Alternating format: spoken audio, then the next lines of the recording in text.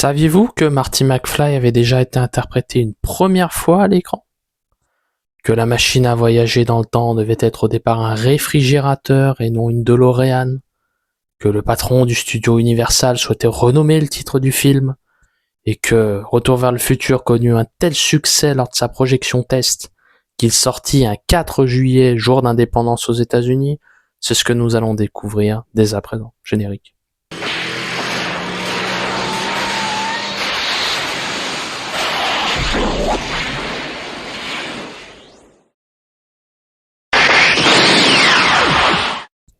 Combien de jeunes spectateurs, toutes générations confondues, ont grandi en suivant les aventures du jeune Marty McFly et de son fidèle acolyte Doc Brown?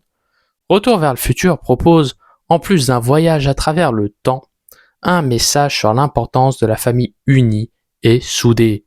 Réalisé durant le mandat du président républicain Ronald Reagan, le film témoigne des aspirations de l'Amérique des années 80, mais développe aussi la façon dont le pays se perçoit son passé, perçoit sa propre histoire. Éminemment nostalgique, cette œuvre culte démontre comment chaque décision prise influe sur l'avenir. Car qui dit histoire, dit aussi potentiellement réécriture de celle-ci.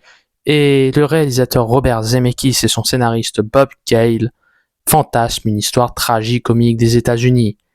Ils réinventent les débuts du rock, aborde sans tabou la question de la peur du communisme soviétique et aussi plus discrètement celui de la ségrégation raciale.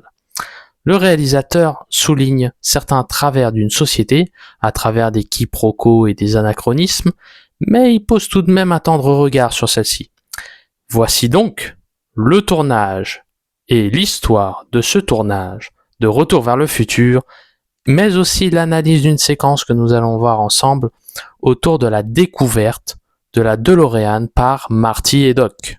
L'idée originale de Retour vers le futur trouve sa source dans une anecdote racontée par le scénariste Bob Gale au réalisateur Robert Zemeckis.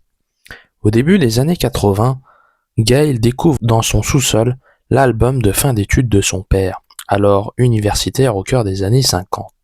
Il imagine s'il avait sympathisé et serait devenu ami avec lui s'ils s'étaient connus à la même époque. Le récit séduit Zemeckis et les deux hommes y ajoutent leurs propres références culturelles.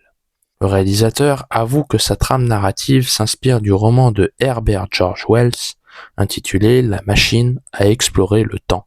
Le personnage de Marty voyage dans le temps mais pas dans l'espace.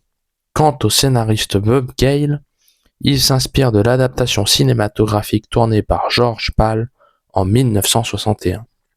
Je me rappelle que ce film m'a complètement fasciné. Il m'a donné envie de lire le roman. J'ai créé ma propre machine à voyager dans le temps à l'aide de bâtonnets de glace. Les deux hommes exposent leur idée au producteur Frank Price du studio Columbia. Ce dernier demande la rédaction de 2 ébauches de scénario. Zemeckis et Gale s'exécutent, n'hésitant pas à créer le personnage de Marty McFly à partir de petites fiches manuscrites. 6 mois plus tard, le script terminé ne convainc pas la Columbia. Pas assez torride. Un certain Steven Spielberg remarque alors le potentiel du récit. Il y voit l'histoire d'un fossé entre les générations à développer.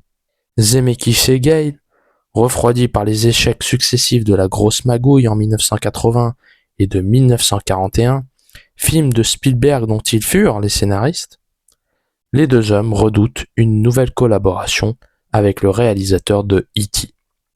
Ils déclinent l'offre. Le script se voit alors proposé au studio Disney, qui se montre frileux au sujet de la relation trouble entre les personnages de la mère et de son fils. Zemeckis range le scénario dans un tiroir et accepte de réaliser en 1984 À la poursuite du diamant vert, un film qui exploite le succès d'Indiana Jones avec Michael Douglas en tête d'affiche. À la poursuite du diamant vert emporte une telle adhésion du public que les studios décident de s'intéresser de plus près au scénario de Retour vers le futur. Produite par la société Amblin de Steven Spielberg, dont le siège se trouve à Universal City, le projet reçoit enfin le feu vert pour entamer le tournage. Les producteurs de Retour vers le futur envisagent de confier le rôle de Marty à Michael J. Fox.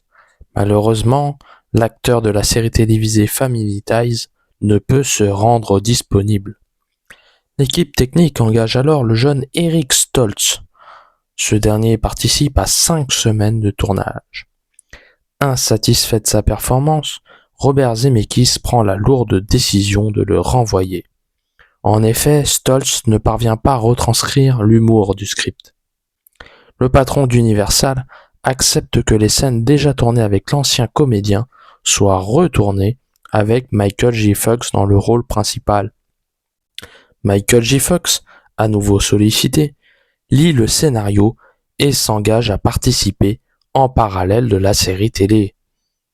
Après plusieurs essais, l'acteur séduit le cinéaste par sa réactivité à l'écran. Reste alors à dénicher celui qui incarnera Doc Brown, le scientifique fou à l'origine de la machine à voyager dans le temps. L'acteur Christopher Lloyd, en tournage au Mexique, reçoit un appel de son agent lui affirmant détenir un bon sujet. D'abord réticent à la première lecture, Lloyd décide tout de même de rencontrer Robert Zemeckis.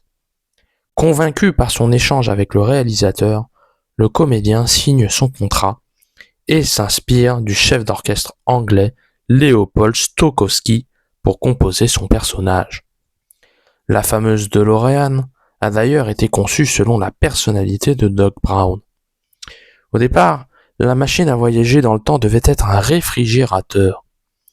Zemeckis soigne l'esthétique de la voiture pour la rendre attrayante aux yeux du spectateur.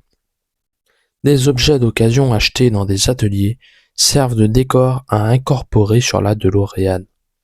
Il existe non pas une, mais 3 modèles du véhicule utilisés en fonction des différentes prises de vue. Pour parvenir à restituer la vitesse de la voiture, le réalisateur travaille avec la société d'effets spéciaux ILM, créée par George Lucas pour le tournage du premier Star Wars. Les techniciens réussissent à reproduire, entre autres, les flammes au sol laissées par la DeLorean lancée à la vive allure.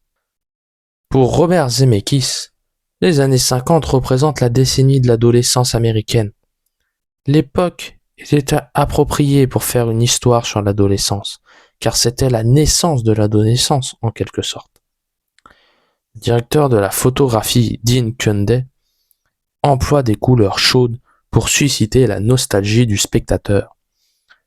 Entièrement tourné en studio, le film recrée les décors des années 50. La production fait venir des voitures d'époque et installe des placements de produits. Concernant la bande originale de Retour vers le futur, le compositeur Alan Silvestri crée du dynamisme et de l'enthousiasme à l'ensemble de l'œuvre. Il fallait faire quelque chose de grand, dit Silvestri. Pour parvenir à inventer une histoire et une musique épiques, il réunit un orchestre de 98 musiciens.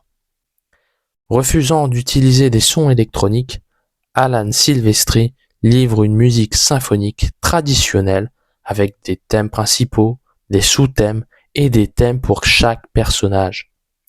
Pour autant, la bande originale comporte aussi des morceaux du groupe pop-rock Hugh Lewis and the News, dont les tubes Power of Love et Back in Time se hissent en tête des charts aux États-Unis. Lorsque le personnage entame à la guitare électrique le morceau Power of Love, Hugh Lewis incarne le membre du jury, lui demandant de s'arrêter. La musique pop-rock fait partie de l'une des passions de Marty. Un prof de guitare aide l'acteur Michael J. Fox à jouer le morceau Johnny B. Good de Chuck Berry. Un chorégraphe entraîne l'interprète à mimer d'autres guitaristes de renom, parmi lesquels Pete Townshend, des Who, Jimi Hendrix et Chuck Berry lui-même par l'imitation de ses pas de loi.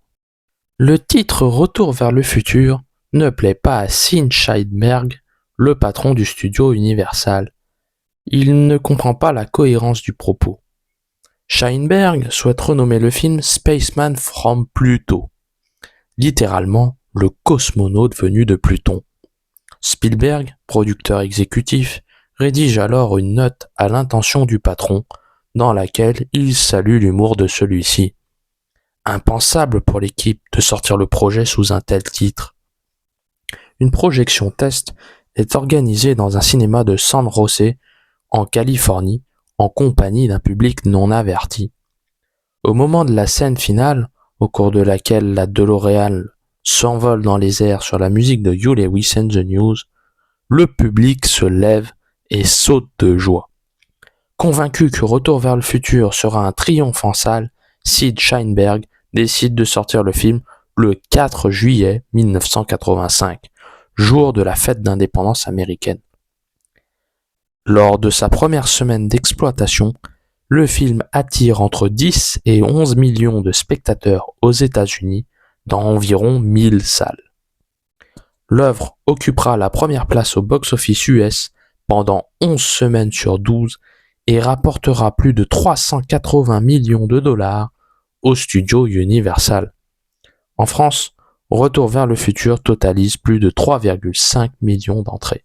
Nous allons analyser la scène de première rencontre entre Marty et Doc Brown. Le premier élément montré à l'écran se révèle la clé rendant possible le récit. La fameuse DeLorean DMC-12, créée par le constructeur automobile américain DeLorean Motor Company en 1975. Le véhicule attire aussi bien l'attention de Marty que celle du chien Einstein. Sortant d'un nuage de fumée et accompagnée d'un look futuriste, elle identifie l'objet au registre d'une science-fiction familière. En effet, le spectateur sait qu'il s'agit d'une voiture, mais se montre intrigué par son étrangeté.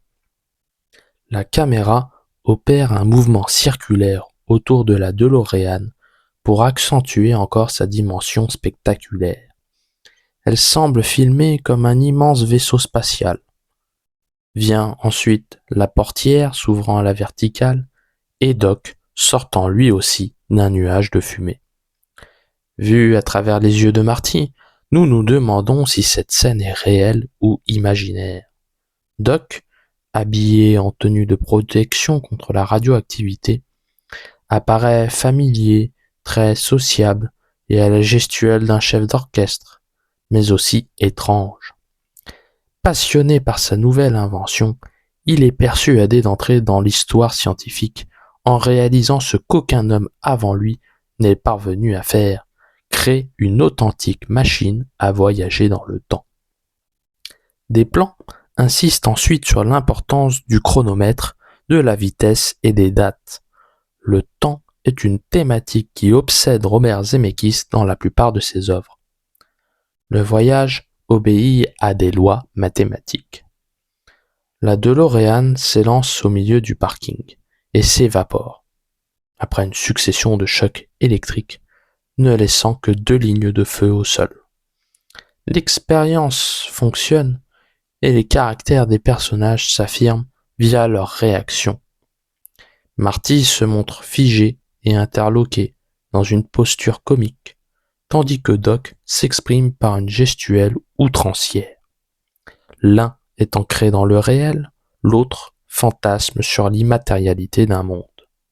Et si la vérité se situait dans un entre-deux, c'est-à-dire dans l'existence d'une réalité matérielle où peut se loger l'inexplicable. Au final, cette scène ludique et pleine de suspense dévoile une philosophie de la vie à travers les attitudes de ces deux protagonistes. Curiosité, rationalité et imagination peuvent s'accorder pour donner naissance à une création humaine importante, aussi bien fascinante que potentiellement dangereuse si elle est mal employée. La DeLorean, c'est le surgissement d'une présence surnaturelle au cœur d'un environnement concret et tangible. En conclusion, la voiture répond au désir impossible de l'homme de découvrir des mondes disparus. Si vous avez aimé cette vidéo, n'hésitez pas à liker, à commenter, à partager et à vous abonner à la chaîne. Et moi je vous dis à la semaine prochaine.